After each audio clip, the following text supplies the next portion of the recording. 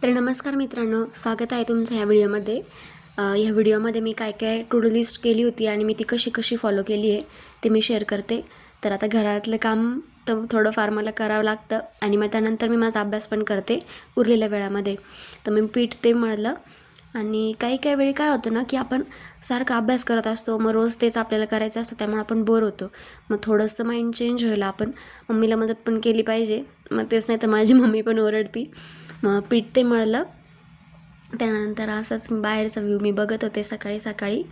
त्यानंतर पोळी बनवली आणि आता काही काही आमाशा असतात ते आपल्याला रोज करावेच लागतात. मग हे टू डू लिस्ट बनवण्यापासून हे छोटे छोटे जे काम आहेत, आणि असं नाही की यामध्ये वेळ पण जातो आहे, कारण ह्या गोष्टी पण आपल्याला माहिती असल्या पाहिजे किंवा आपल्याला जमत असल्या पाहिजे. मग कोणत्याच कामामध्ये अडचण येणार नाही. आणि मी आता फुल टाईम देतेच आहे, त्यामुळे माझ्याकडे बाकीचा वेळ पण भरपूर असतो. मग हे कामं पण होतात आणि मम्मीला मदत पण होते. तर मग त्यानंतर मी मॅथची थोडी प्रॅक्टिस केली, कारण सध्या काय होतं आहे ना, सारखे लेक्चर मग प्रॅक्टिसच होत नव्हती. तर मी मॅथचे रेशो, पर्सेंटेज आणि प्रॉफिट लॉसची प्रॅक्टिस करत होते सेल्फ क्वेश्चन बुकमधून. त्यानंतर मी ॲरिथमॅटिकचं लेक्चर केलं, कारण सध्या मी फक्त मेन्सचे लेक्चर करते आहे. प्रिलियम्सचं काहीच नाही, प्रिलियमचे फक्त मॉक देते आणि प्रॅक्टिस करते. तर आशिष सरांचे मी मेन्सचे लेक्चर बघते आहे.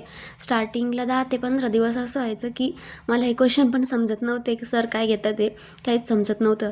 पण मी फक्त बघत होते कसं घेत आहे सर, कसे सॉल्व करताय, कशा त्या कंडिशन राईट करून घेत आहे.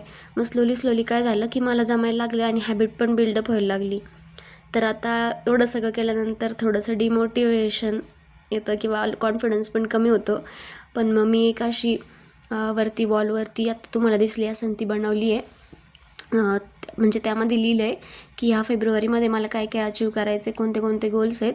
तर मला प्रिलियम्सच्या क्वांट सेक्शनमध्ये मार्क वाढवायचे, ते मी लिहिलं आहे. त्यानंतर मी एडिटोरियल केलं, ते माझं राहिलं होतं. एडिटोरियल मी जसं मला वाटतं तसं मनानुसार करते.